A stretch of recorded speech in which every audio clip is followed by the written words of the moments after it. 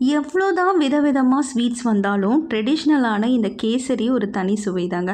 அதுவும் இந்த பைனாப்பிள் கேசரி வேறு லெவல், அடிச்சுக்கவே முடியாது. எப்படி செய்யறதுன்னு பார்ப்போமா? ஸோ இதுக்கு இந்த கப் அளவு பாருங்கள், இந்த ஒரு கப் அளவு நான் ரவை எடுக்கிறேன். அதுக்கு 3.5 கப்பு நம்ம தண்ணியோ பாலோ எடுத்துக்கலாம். ஸோ அதுக்கு நான் 2 பங்கு தண்ணி ஊற்றிருக்கேன், 1.5 பங்கு பால் எடுக்கிறேன். ஸோ 3.5 கப்பில் 2 பங்கு தண்ணி, 1.5 பங்கு பால். ஸோ இதை ஊற்றிக்கோங்க. ஊற்றிட்டு இது நல்ல இந்த பாலும் தண்ணியும் சேர்ந்து கொதி வரணும். கொதி வர அளவுக்கு வெயிட் பண்ணுங்கள். ஸோ கொதித்ததுக்கப்புறமா கொஞ்சம் நுர வர்றப்ப நம்ம இந்த கலர் பவுடரை சேர்த்துக்கலாம். ஸோ கலர் பவுடர் நான் பைனாப்பிள் எடுக்கிறதுனால பைனாப்பிள் கலர் எல்லோவே நான் எடுக்கிறேன். ஸோ இன்கேஸ் நீங்கள் கேசரி கலர்னால் நீங்கள் கேசரி கலர் போட்டுக்கலாம்.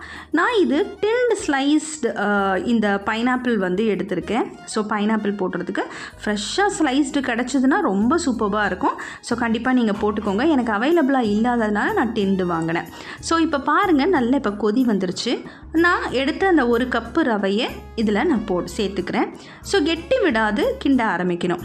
ஸோ இதுதான் ரொம்ப இம்பார்ட்டண்ட். கொஞ்சம் கூட கைவிடாதீங்க, ஏன்னா கெட்டியாயிடும், அங்கங்கே திட்டாக கெட்டியாயிடும். ஸோ அதனால் கொஞ்சம் கைவிடாமல் நல்லா கிளறிக்கிட்டே இருங்க. ஸோ இப்போ 1.5 பங்கு சர்க்கரை எடுக்கிறேன். ஸோ இதில் பாருங்கள், 1 கப்பு நான் ரவைக்கு 1.5 கப்பு சர்க்கரை. இன்கேஸ் உங்களுக்கு இன்னும் ஸ்வீட் ஜாஸ்தி வேணும்னா 2 கப்பு போடலாம் சர்க்கரை. பட் 1.5 கப்பு கரெக்டாக மீடியமாக சூப்பராக இருக்கும். 1.5 கப்பு சர்க்கரையே அளவாக கரெக்டாக இருக்கும். ஸோ இந்த ஸ்லைஸ்டு நல்ல ஜூஸியாக இருக்கும் இந்த பைனாப்பிள். இந்த ஸ்லைஸ்டு அப்படியே போட்டிங்கன்னா உங்களுக்கு நல்லா இருக்காது. கொஞ்சம் கட் பண்ணி இந்த மாதிரி போட்டிங்கன்னா சூப்பராக இருக்கும். நான் பக்கத்துலேயே நெய் மெல்ட் பண்ணிக்கிட்டு இருக்கேன்.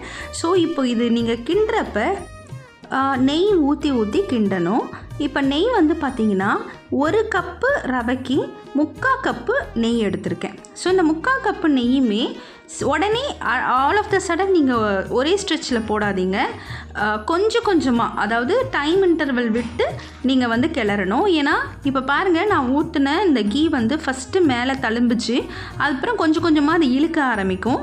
ஸோ நெக்ஸ்ட்டு கொஞ்சம் ஒரு டைம் இன்டர்வலுக்கு அப்புறம் ஒரு 2 கிண்டினதுக்கப்புறம் திரும்ப போடுங்க அந்த கீயை. அதாவது 1 கப்பு ரவைக்கு நான் ஒரு 3/4 கப்பு கீ எடுத்து மெல்ட் பண்ணியிருக்கேன். மெல்டட் ஃபார்மில் போடுங்க.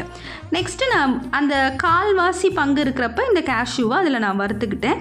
அண்ட் எசன்ஸ், பைனாப்பிள் எசன்ஸு 1 மூடி போதும். நான் அந்த எடுத்து காமிச்சேன் இல்லையா, 1 மூடி. ஸோ அந்த அளவில் எசன்ஸ் போடுங்க. ஏன்னா நம்ம ஈவன்தோ நீங்கள் பைனாப்பிளே போட்டாலும் அந்த எசன்ஸ் போட்டால் தான் ரொம்ப ஃப்ளேவர்ஃபுல்லாக ரொம்ப நல்லாயிருக்கும்.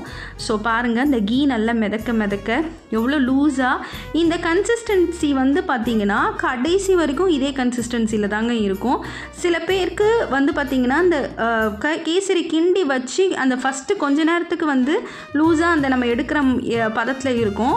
எகைன் பார்த்திங்கன்னா அது கெட்டி ஆகிடும். ஸோ இந்த மாதிரி இல்லாமல் கடைசி வரைக்கும் நீங்கள் எவ்வளோ நேரம் ஆனாலும் இதே கன்சிஸ்டன்சியில் தான் இருக்கும். ஸோ கண்டிப்பாக ட்ரை பண்ணுங்கள், ரொம்ப டேஸ்ட்டாக இருக்கும்.